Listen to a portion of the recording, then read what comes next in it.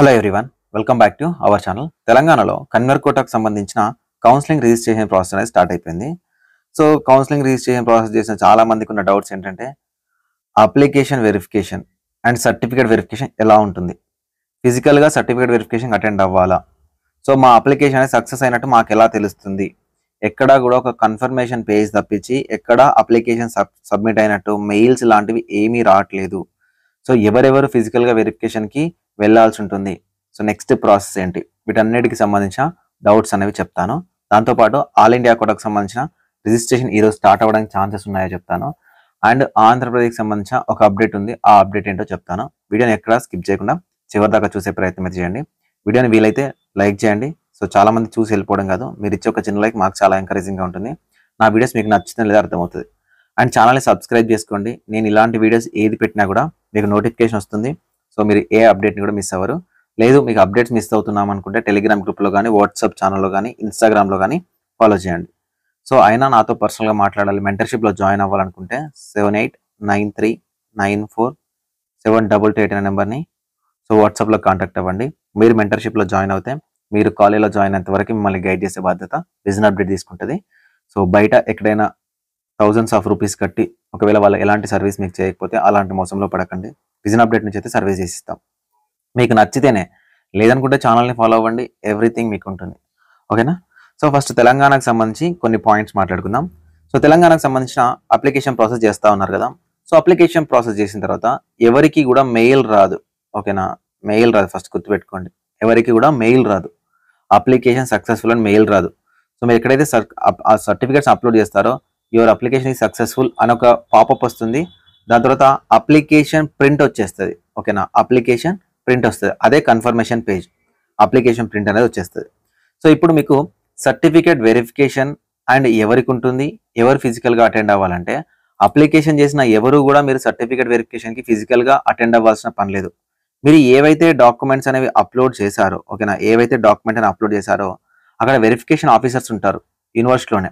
ఆన్లైన్లోనే మీ ఒక్కొక్క డాక్యుమెంట్ని వాళ్ళే వెరిఫై చేస్తారు. ఓకేనా? మీ ఒక్కొక్క డాక్యుమెంట్ని ఆన్లైన్లో మనం ఏవైతే అప్లోడ్ చేసామో వాటిని వెరిఫై చేస్తారు. వెరిఫై చేసిన తర్వాత ఏమైనా మిస్టేక్ ఉందనుకోండి, క్వైరీ వస్తుంది. మిస్టేక్ ఉంటేనే క్వైరీ వస్తుంది. మిస్టేక్ లేదు, క్వైరీ రాలేదు అని అంటే మీ అప్లికేషన్ అనేది సక్సెస్ అయినట్టే. అలా మాత్రమే గుర్తుపెట్టుకోండి. ఒకవేళ ఏదైనా క్వైరీ వచ్చింది అనుకోండి, ఈ క్వైరీ ఇక్కడ వస్తుంది, రెస్పాండ్ అవ్వండి. మార్నింగ్ క్వైరీ వస్తే ఈవినింగ్ వరకు ఉంటుంది, లేకపోతే డిస్కార్డ్ అయిపోతుంది. సో దాని తర్వాత మీరు ఏం చేయడానికి ఉండదు అనమాట. సో కాబట్టి ఎవరికైతే certificate verification already verification officer ఎవరైతే ఉన్నారో ఆన్లైన్లో చేసేస్తారో వాళ్ళకి ఏదైనా మిస్టేక్స్ ఉంటేనే క్వైరీ వస్తుంది. క్వైరీ రాలేదంటే మీ అప్లికేషన్ అనేది సక్సెస్ అయినట్టు గుర్తుపెట్టుకోండి. సో కాబట్టి అప్లికేషన్ చేసిన ఎవరు కూడా మీరు ఫిజికల్గా సర్టిఫికేట్ వెరిఫికేషన్కి వెళ్ళాల్సిన పని లేదు.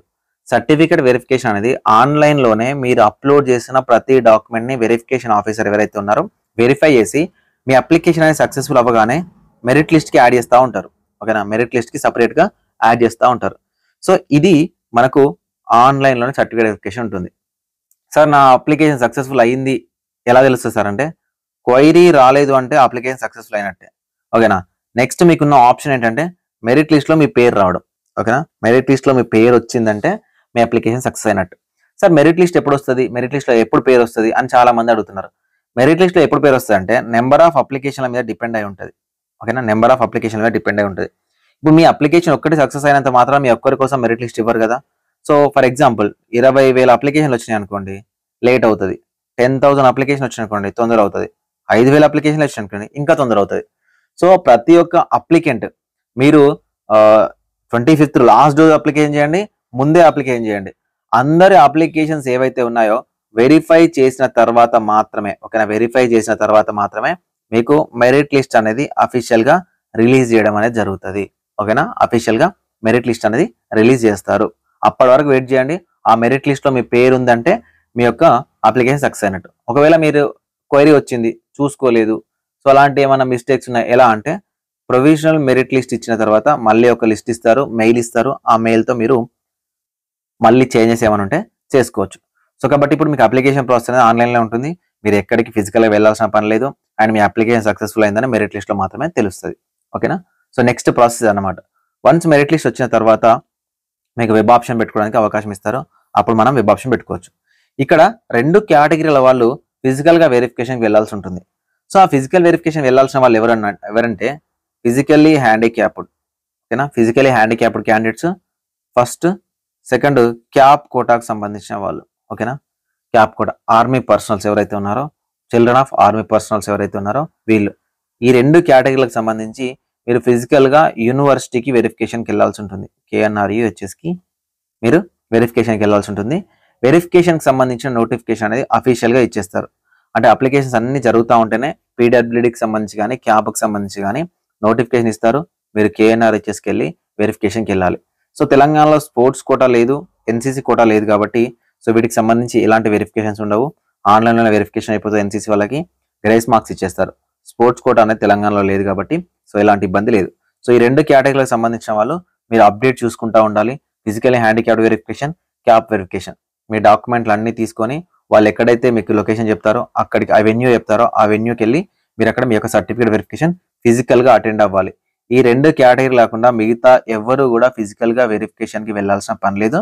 ఫిజికల్గా వెరిఫికేషన్ రండి అని మీకు ఎలాంటి ఇంటిమేషన్ కూడా రాదు. ఒకవేళ మీకు KNRHS నుంచి కొన్నిసార్లు కాల్స్ వస్తూ ఉంటాయి, ఓకేనా, KNRHS నుంచి కొన్నిసార్లు కాల్స్ వస్తూ ఉంటాయి. ఎవరికి కాల్స్ వస్తాయంటే STకి సంబంధించి కొన్ని కాల్స్ వస్తాయి, క్యాస్ట్ కన్ఫర్మేషన్ కోసం కొన్ని కాల్స్ వస్తాయి. లేదు ఎవరికైనా అసలు సర్టిఫికేట్లో చాలా డిఫాల్ట్ ఉంది, అసలు వెరిఫికేషన్లో వాళ్ళకి అర్థం అవ్వట్లేదు అనుకున్నప్పుడు మాత్రమే కాల్స్ వస్తాయి. అది కూడా మీ రిజిస్టర్ మొబైల్ నెంబర్కి వస్తుంది. మ్యాక్సిమం 99% కాల్స్ యూనివర్సిటీ నుంచి రావు. ఓన్లీ ST కేటగిరీలో కొంతమందికి వస్తాయి. ఎందుకంటే కొన్ని క్యాస్ట్లకు సంబంధించి డేటా కలెక్ట్ చేయడం కోసం, అంటే కన్ఫర్మేషన్ అవునా కాదా అని తెలుసుకోవడం కోసం కాల్స్ వస్తాయి. ఇది ఫ్యూచర్ అంటే మనకు ఇంతకుముందు ఇయర్లలో కూడా రావడం జరిగింది. అండ్ ఇంకొక కేటగిరీకి వస్తాయి, అసలు వాళ్ళ సర్టిఫికేట్స్ అనేవి కరెక్ట్గా లేవు, అసలు వాళ్ళకి అర్థం అవ్వట్లేదు అనుకున్న పాయింట్లో క్లారిటీ కోసం కొన్ని కాల్స్ వస్తాయి. అంతేగాని మిగతా ఎవరికి కాల్స్ కానీ మిగతా ఎవరికి మెయిల్స్ కానీ సో ఎలాంటివి రావు. మీ వెరిఫికేషన్ అనేది డైరెక్ట్ మెరిట్ లిస్ట్లోనే మీ యొక్క పేరు అనేది కనిపిస్తుంది, ఓకేనా. సో దానికోసం వెయిట్ చేయండి. సో కాకపోతే అప్లికేషన్ చేసిన ప్రతి ఒక్కరు క్వైరీస్ వస్తున్నాయా లేదా, ఎందుకంటే క్వైరీ మిస్ అయింది అంటే మళ్ళీ లాస్ట్లో మీరు ఇబ్బంది పడాల్సి వస్తుంది. మెరిట్ లిస్ట్ వచ్చిన తర్వాత ఇబ్బంది పడాల్సి వస్తుంది. సో కాబట్టి ఇప్పుడు క్లారిటీ ఏంటి, ఎలాంటి ఫిజికల్ వెరిఫికేషన్ అనేది మీకు యూనివర్సిటీలో ఉండదు, ఆన్లైన్లోనే వెరిఫికేషన్ ఉంటుంది. వెరిఫికేషన్ ఆఫీసరే మీ మెరిట్ లిస్ట్కి మీ పేరుని యాడ్ చేయడం జరుగుతుంది. నెక్స్ట్ వెబ్ ఆప్షన్స్ ఉంటాయి, ఓకేనా. ఇది తెలంగాణకు సంబంధించిన ఇన్ఫర్మేషన్. AIQకి సంబంధించి ఇన్ఫర్మేషన్ చెప్తాను. నేను ఒక వీడియో చేశాను కానీ ప్రైవేట్లో పెట్టాల్సి వచ్చింది. ఎందుకు పెట్టాను ఈరోజు పడాల్సి వస్తుంది. సో ఏంటంటే AIQకి సంబంధించి ఈరోజు షెడ్యూల్ ఉంది. ఈ రోజు నుంచి రిజిస్ట్రేషన్ స్టార్ట్ అవ్వాలని షెడ్యూల్ ఉంది. ఈ రోజు రిజిస్ట్రేషన్ స్టార్ట్ అవ్వాలంటే నిన్ననే మనకు నోటిఫికేషన్ రావాలి. అంటే రూల్స్ ఏంటి, రెగ్యులేషన్స్ ఏంటి, యాక్చువల్గా ఫీజెస్ ఏంటి, ఎలా ఉంటాయని నోటిఫికేషన్ రావాలి. ఇప్పటి వరకు నోటిఫికేషన్ రాలేదు. అండ్ ఈ రోజు రిజిస్ట్రేషన్ స్టార్ట్ అవుతుందని మనకు లింక్ కూడా ఎలాంటిది ఎనేబుల్ అవ్వలేదు. ఒకవేళ ఈవినింగ్ వరకు ఏమైనా వస్తే చూద్దాము. కాకపోతే నోటిఫికేషన్ రావాలి, నోటిఫికేషన్ రావాలి, రిజిస్ట్రేషన్ ప్రాసెస్ అనేది ఎనేబుల్ అవ్వాలి. మేబీ ఈ రోజు అవ్వదు అనుకుంటున్నాను. ఒకవేళ ఈవినింగ్ వరకు ఏదైనా అవుతే నేను అప్డేట్ అయితే మీకు చేయడానికి ట్రై చేస్తా. అండ్ PWD నోటిఫికేషన్ రాలేదు. అండ్ ఇంకొకటి గుర్తుపెట్టుకోండి, సో నిన్న వచ్చింది సీట్ మ్యాట్రిక్స్ కాదు. చాలామంది ఏంటంటే మేము మెంటర్స్, మేము ఈ ఫీల్డ్లోనే ఉన్నాము, సో మీకు మాకన్నా ఎక్కువ నాలెడ్జ్ నిజానికి ఉండుండొచ్చు, కానీ దాని ఒకసారి క్లారిటీగా చదవడానికి ట్రై చేయండి. ఆ +10, +50, +100 అవి ఇంక్రీజ్ అయినప్పుడు ఎక్కడ కనిపించలేదు. అందుకే నేను దాని గురించి మాట్లాడకుండా పోయిన కాలేజీ గురించి మాట్లాడినాను. సో దాని తర్వాత MCC నుంచి NMC నుంచి కూడా మళ్ళీ రివైజ్డ్ సీట్స్కి సంబంధించి ఇచ్చారు. దాంట్లో +50లు +100 అనే ఏమీ లేవన్నమాట. సో ఎలా జరిగింది ఇలా నేను అంటున్నాను, తప్పుగా అనుకోకండి. సో ఒకప్పుడు మేము ఒక 2 years 3 years బ్యాక్ చెప్తా ఉంటే పేరెంట్స్ స్టూడెంట్స్ వినేవాళ్ళు. సో ఇప్పుడు ఏమైందంటే వాట్సాప్ గ్రూపులు చాలా అయిపోయాయి, పేరెంట్స్ గ్రూప్స్ అని చాలా గ్రూప్స్ అయిపోయాయి. ఆ గ్రూప్లో ఎవరో ఒక్కరు మెసేజ్ పెడతా ఉన్నారు, ఈ +50 యాడ్ అయిపోయాయి, +100 యాడ్ అయిపోయాయి, +200 యాడ్ అయిపోయాయి అని పెట్టారు. సో దాన్నే చూస్తున్నారు. కానీ ఇలా ఇన్ఫర్మేటివ్ వీడియో నేను ఒక్కనే కాదు, ఇంకా చాలా మంది మెంటర్స్ ఉన్నారు మీకు చెప్పేవాళ్ళు. ఇలా ఇన్ఫర్మేటివ్ వీడియో ఉంటే ఒక 8 నిమిషాలు చూడడానికి మీకు అంత ఇంట్రెస్ట్ రావట్లేదు. ఒక వాట్సాప్ గ్రూప్ ఏంటంటే అది ఫార్వర్డ్ అయిపోతా ఉంది. సో దాన్నే పట్టుకొని నిజమని నమ్ముతా ఉన్నారు. ఏదైనా నోటీస్ వచ్చింది అనుకోండి, చూడడానికి ట్రై చేయండి. ఒకవేళ మీకు అర్థం కాదండి ఎవరైనా అడగడానికి ట్రై చేయండి. అంతేగాని మేము చెప్పిన ఇన్ఫర్మేషన్ రాంగ్ అని ఇక్కడ ఇన్ఫర్మేషన్ ఉంది అని దాన్ని అట్లా పోర్ట్రేట్ చేయడం వల్ల ఏమవుతుందంటే ఆ వీడియో కింద మీరు కామెంట్ పెట్టడం వల్ల చూసే వాళ్ళు అసలు వీడియో చూడడం కాదు, ఇన్ఫర్మేషన్ తెలుసుకోవడం కాకుండా ఏమవుతుందంటే ఒక పక్కకి వెళ్ళిపోతుంది అనమాట. అదంతా కూడా అంటే మ్యాటర్ అంతా పక్కకి వెళ్ళిపోతుంది. ఒరిజినాలిటీ మిస్ అయిపోయి మ్యాటర్ అంతా పక్కకి వెళ్ళిపోతుంది. ఫర్ ఎగ్జాంపుల్ నిజానికి ఒక 100 సీట్లు పెరిగినాయి అనుకోండి. సో నేను ఎందుకు చెప్తానండి మీకు, ఇప్పుడు 100 సీట్లు పెరిగినాయి అంటే నన్ను ఫాలో అయ్యే వాళ్ళకి సీట్లు వస్తాయి కదా, నాకేమన్నా మీ మీద కక్ష ఉందా? పోయిన కాలేజీల గురించి చెప్పాను. ఎందుకంటే ఆ బార్డర్ లైన్లో ఉన్న స్టూడెంట్స్ ఎవరైతే ఉన్నారో అట్లీస్ట్ లాంగ్ టర్మ్ కన్నా వెళ్తారని. ఫర్ ఎగ్జాంపుల్ కొత్త సీట్లు యాడ్ అయిన అనుకోండి, మీకు సీట్లు వస్తాయి కదా, మీకు సీట్లు వస్తే మీతో పాటు మేము కూడా హ్యాపీగానే ఉంటాం. ఏమన్నా మీరు నాకు పోటీ వస్తున్నారా, లేకపోతే నేను కూడా మీతో పాటు ఫైట్ చేసి నేను కూడా ఎంబీబీఎస్ సీట్ కోసం ట్రై చేస్తున్నానా? లేదు కదా. సో కాబట్టి మేము ఏదైనా ఇన్ఫర్మేషన్ చెప్తున్నామంటే 1-2 సార్లు వెరిఫై చేసిన తర్వాతనే చెప్తాము. సోషల్ మీడియాలోకి వచ్చి ఛానల్ విజన్ అప్డేట్ అనే ఛానల్ పెట్టుకొని సో నేను రాంగ్ ఇన్ఫర్మేషన్ ఏమి ఇవ్వను కదా. అక్కడ నాకు +100 +50 అనే దాని మీద క్లారిటీ లేదు, అక్కడ వాళ్ళు కూడా క్లారిటీ ఇవ్వలేదు. సో అందుకే నేను ఆ వీడియోలో చెప్పలేదు, ఓన్లీ పోయిన కాలేజీల గురించి చెప్పాను. అండ్ దాని తర్వాత వాళ్ళు కూడా క్లారిటీ ఇచ్చారు, మళ్ళీ రివైజ్డ్ సీట్స్కి సంబంధించి లిస్ట్ ఇచ్చారు, దాంట్లో అసలు +50లు +100లు ఏమీ లేవు. ఓకేనా. సో అది నేను ఏమనుకుంటున్నా అంటే ఆ +50 +100 సీట్స్ కోసం ఈ ఇయర్ ఆ కాలేజ్ మేబీ ఎన్ఎంసీకి అప్లికేషన్ చేసుకొని ఉండొచ్చు, అందుకే అట్లా ఇచ్చారు, కానీ అవి పర్మిషన్ ఇచ్చినట్టు కాదు. ఓకేనా. మనకు రియాలిటీ ఎప్పుడు తెలుస్తుంది? నోటిఫికేషన్ వచ్చిన తర్వాత అక్కడ సీట్లు కనిపిస్తే మనకు రియాలిటీ అనేది తెలుస్తుంది. అండ్ ముఖ్యంగా గుర్తుపెట్టుకోండి, అవి సీట్ మ్యాట్రిక్స్ కాదు, అది కేవలం సీట్స్ మాత్రమే. సీట్ మ్యాట్రిక్స్ అంటే ఏంటి సార్ అంటే నెక్స్ట్ వీడియోలో చెప్తా. సీట్ మ్యాట్రిక్స్ అంటే ప్రతి క్యాస్ట్ కి సంబంధించి కొన్ని సీట్లు ఇస్తారు, కొన్ని సీట్లు డివైడ్ చేస్తారు. ఒక కాలేజీలో కొన్ని సీట్లు ఉంటే ప్రతి క్యాస్ట్ కి రూల్ ఆఫ్ రిజర్వేషన్ ప్రకారం సీట్లు ఇచ్చేదాన్ని సీట్ మ్యాట్రిక్స్ అనేది అంటారు. ఆ సీట్ మ్యాట్రిక్స్ రిలీజ్ అయిన తర్వాతనే మనకు వెబ్ ఆప్షన్ పెట్టుకోవడానికి ఆప్షన్స్ అనేవి ఉంటాయి. ఓకేనా. సో ఈ రోజు అయితే మనకు నాకు తెలిసి ఎంసీసీ నుంచి రిజిస్ట్రేషన్ స్టార్ట్ అవ్వకపోవచ్చు అనుకున్నాను. ఒకవేళ ఈవినింగ్ వరకు ఏదైనా నోటీస్ వచ్చినా కూడా రేపటి నుంచి ఏమైనా రిజిస్ట్రేషన్ ఇవ్వచ్చు, లేదా ఈ రోజు ఏమైనా షెడ్యూల్ సంబంధించి అప్డేట్ అయినా ఇవ్వచ్చు. సీట్ మ్యాట్రిక్స్ డిజైన్ చేస్తే రేపటి నుంచే మనం వెబ్ ఆప్షన్ పెట్టాలి కాబట్టి ఈ రోజు seat matrix notification, PWD notification and పీడబ్ల్యూడీకి సంబంధించి కొత్త అప్డేట్ ఉంది కాబట్టి అది ఏమైనా ఈ రోజు నోటీస్ రిలీజ్ చేయడానికి అయితే అవకాశం ఉంది. ఇప్పటి వరకు అయితే రిజిస్ట్రేషన్ సంబంధించి ఎలాంటి అప్డేట్ లేదు, మీరు ఈ వీడియో చూసే టైం వరకు. ఓకేనా. దీని తర్వాత ఏమైనా అప్డేట్ వస్తే నేనేం చేయలేను. అండ్ ఏపీకి సంబంధించి అప్డేట్ ఏంటంటే సో నిన్న వెబినార్ జరిగింది. సో ఆ వెబినార్ సంబంధించి 9th 10th 11th 12th so complete గా ఇంటర్మీడియట్ లోనే చదివి ఉండాలి అని ఈరోజు న్యూస్ ఆర్టికల్స్ వచ్చినాయి. సో ఈ విధంగా ఖచ్చితంగా చదివితేనే, అంటే తెలంగాణలో లాగా 9th 10th 11th 12th చదివితేనే మనకు ఆంధ్రప్రదేశ్ కి లోకల్ అవుతారు, అది ఏయునా ఎస్వీనా అవుతారు. సో ఒక్క సంవత్సరం బయట చదివినా కూడా నాన్ లోకలే అవుతారు అని మెన్షన్ చేశారు. కానీ అదే యూనివర్సిటీకి సంబంధించి లిస్ట్ ఆఫ్ డాక్యుమెంట్స్ రెడీ చేసుకోండి అన్న దాంట్లో 6th నుంచి 12th వరకు అని ఇచ్చారు. అంటే 2024ది కాపీ పేస్ట్ చేసి ఉండొచ్చు. సో దీనికి సంబంధించి మేబీ జియో కోసం ట్రై చేస్తుందా గవర్నమెంట్, జియో వస్తే మళ్ళీ ఎలాంటి ప్రాబ్లం ఫేస్ చేయాల్సి వస్తుందో అవుతుందా తెలియదు.